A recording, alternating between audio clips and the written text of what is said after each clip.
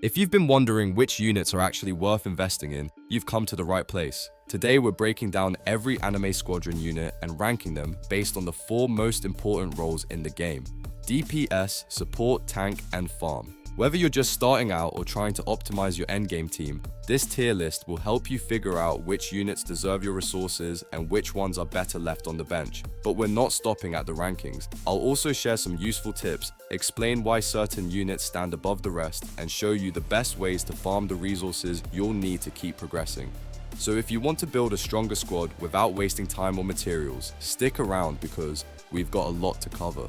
Let's jump straight into the tier list. I'm quickly moving on to the video, and I'm ranking units in Anime Squadron. Before we start, if you enjoy these types of list videos, don't forget to like the video and subscribe. Enjoy watching. The units in this tier are, in order from top left to bottom right: Goki SSJ 4 full power, Vergata SSJ 4 full power, Casca Resilience, Karashi Sharingan, and Rizuto Sage. Here's where things get interesting, because this is the part of the tier list where the units aren't exactly screaming "pick me first," but they all have something valuable hiding under the surface. Some are stepping stones toward much stronger characters, while others have surprisingly useful utility that keeps them relevant far longer than you'd expect. So don't write these units off too quickly, because a couple of them are secretly doing a lot more work than their placement suggests. Starting with Goki in Super Saiyan 4 full power, this is a really solid secondary meta damage dealer. He's actually a little stronger than Vergata in Super Saiyan 4 full power when it comes to pure damage, but the biggest reason you'll want to build him is because he's required to unlock Gameta. Speaking of Vergata, his evolved full power version is also a respectable mid-game damage dealer. He's not going to carry your account forever, but he performs well enough while you're progressing, and just like Goki, you'll eventually need him for the Gameta quest anyway. Then we have Casca with Resilience, who is honestly much more interesting than her damage numbers suggest. Sure, she isn't winning any awards as a main damage dealer, but her support abilities are where she really shines. She boosts the damage enemies receive through her attacks, and also buffs Berserker and Falcon, making her an excellent teammate for those units. Pair her with Berserker and she can even contribute some respectable damage herself, especially against enemies that still have more than 60% of their health remaining. It's one of those units that quietly makes everyone else stronger while pretending she's just along for the ride. Finally, there's Karashi with Sharingan and Rizuto with Sage.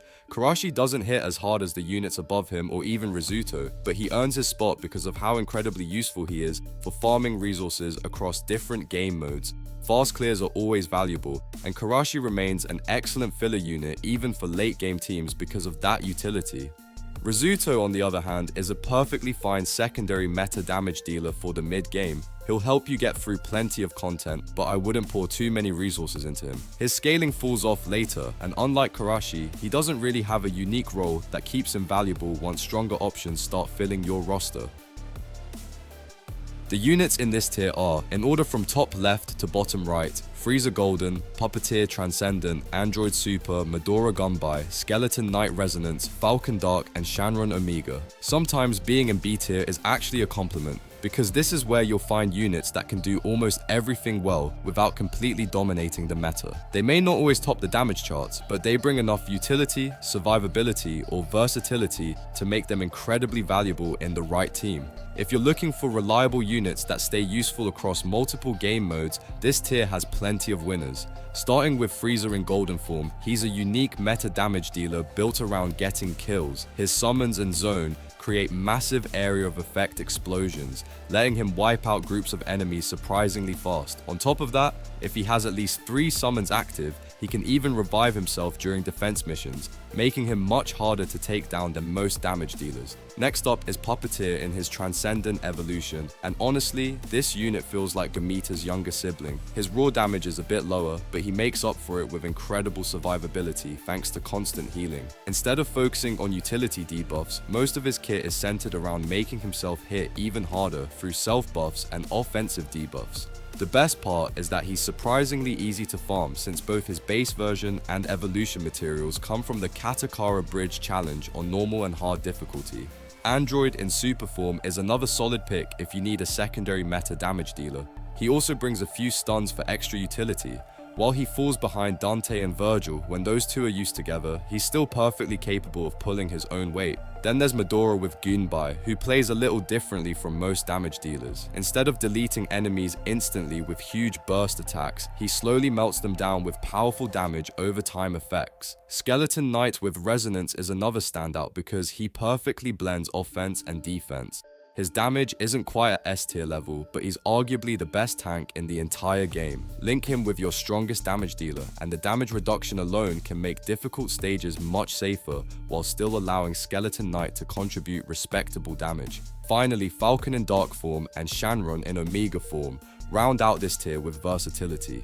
Falcon is one of those units that always seems to find a place on a team because he does a little bit of everything. He deals respectable damage, instantly executes normal enemies for much faster wave clears, increases your team's resistance to debuffs, and even boosts your yen income while farming. Shanron is equally flexible, capable of dealing damage, tanking, and supporting depending on the situation. His ice mode is especially useful because it slows enemies, buying your team valuable time during difficult stages. Neither of these units is worth rushing ahead of the higher ranked options, but once your core team is finished, they're both fantastic investments that can fill multiple roles whenever you need them. The units in this tier are, in order from top left to bottom right, Rangaku Demon, Tanjiro Sunbreathing, Kan Investigator, Dente and Vargil, Garu Half Monster, and Wu Shadow. This is where the heavy hitters start showing up. A tier units are the ones that constantly make you think, wait, why aren't these in S tier? They hit incredibly hard, bring valuable utility, and in many cases only fall short because there's an even more broken option sitting above them. If you invest in these units, you're getting characters that can comfortably carry you through almost every piece of content. Starting with Rangaku in Demon form, she's a near meta damage dealer with a unique twist on damage over time. Instead of slowly draining enemies with ticking damage, her effects explode for massive area of effect burst damage, allowing her to wipe out groups much faster than most traditional damage over time units. Tanjiro with Sunbreathing is another fantastic choice, especially if you're running Nazaka as your support. The two work incredibly well together thanks to their buff synergy.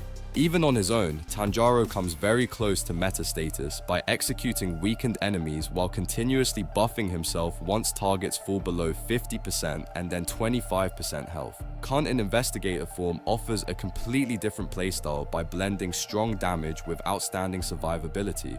His damage is slightly lower than the other A tier damage dealers, but he easily makes up for it by being one of the toughest units to bring down. Like the pure damage version of Kan, he uses the Prey ability, but instead of focusing entirely on offense, this version converts it into healing and extra dodge chance, making him incredibly durable during long fights. Then we have Dente and Vargil, who are much stronger together than they are apart. Individually, Dente is a fairly average damage dealer, while Vargil shines more as a stun-focused support. However, combine them and their devilish combo ability unlocks a powerful storm that deals impressive damage while applying excellent debuffs. If your goal is maximum damage, always run them together. Otherwise, Vargil is still worth using on his own for the utility he provides. Finally, Garu in Half Monster form and Wu in Shadow form are two of the most versatile units you'll find in the game. Garu feels like an upgraded version of Shanron, combining damage, tanking, and support into one incredibly complete package. He dishes out excellent damage once enemies are covered in status effects and marked, survives dangerous situations thanks to his ignore lethal hit mechanic that also boosts his damage, and strengthens allies with defensive and offensive buffs for units that apply corruption to marked enemies. Wu in Shadow form rounds out the tier as an underrated secondary meta damage dealer. His summons, massive area of effect nuke, and high dodge chance make him fantastic for clearing stages quickly and farming efficiently. Most players only notice his damage, but his ability to avoid attacks instead of simply absorbing them also makes him a surprisingly effective tank in difficult content. The units in this tier are, in order from top left to bottom right, Kangul, Akosa Demon, Gamita Blue, Bralu Legendary, Berserker Enraged, Bar's Meteoric Burst, and Gamita SSJ4. Now we're talking about the units that completely change your account. These are the characters that define the meta, dominate endgame content, and make difficult stages feel way more manageable once they're fully built. Every single unit in S tier has something that makes it feel unfair, whether it's ridiculous damage, insane survivability, or both. Starting with Kan in Ghoul form, this is the pure meta damage version of Kan. His entire kit revolves around stacking massive bleed damage over time effects, and every enemy defeated while bleeding or defeated directly by Kan makes those bleed effects even stronger while reducing his cooldowns. He does need some time to build up his bleed frenzy and devour stacks, but once everything is rolling, he becomes an absolute monster. On top of that, defeating marked prey enemies heals him, making him much tankier than the average damage dealer. Akoza in demon form is another elite boss killer that gets stronger the longer he's fighting. You always want at least one Akoza actively in combat because they continuously gain huge damage bonuses through battle excitement. He melts bosses by stacking poison that destroys both health and shields, weakens enemy damage for extra team utility, and can even revive himself once fully stacked. If you're using the cloner trait, the extra Akozas created after self-revives can increase his overall damage, although Superior is still generally the stronger choice.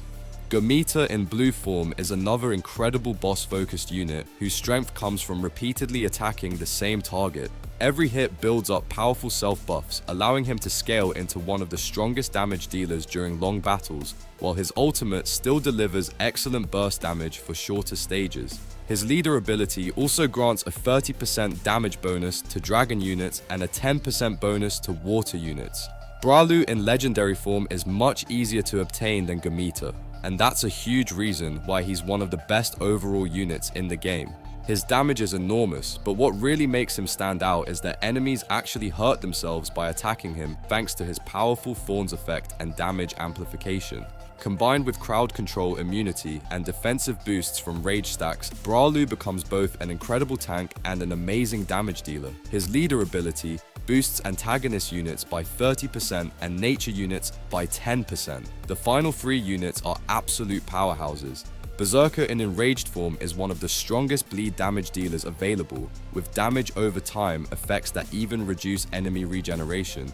The lower his own health becomes, the more damage he deals, which is why pairing him with Skeleton Knight creates such an effective combination by letting him safely fight at low health while still benefiting from his self-healing.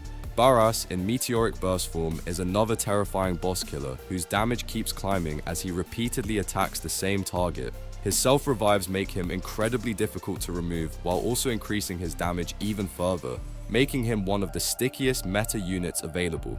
Finally, there's Gometa in Super Saiyan 4, one of the strongest units in the entire game. After evolving Goki into full power and completing the required questline to gather the primal core materials, you'll unlock a unit that stacks massive self buffs while also being surprisingly tanky thanks to high defense, health regeneration, and dodge. Since Goki's trait carries over into Gometa, building him early is an even better investment. If you're looking for one unit to rush as soon as possible, this is it. His leader ability also provides a 30% damage boost to protagonist units and a 10% boost to divine units. The video ends here. See you in another video. Don't forget to subscribe.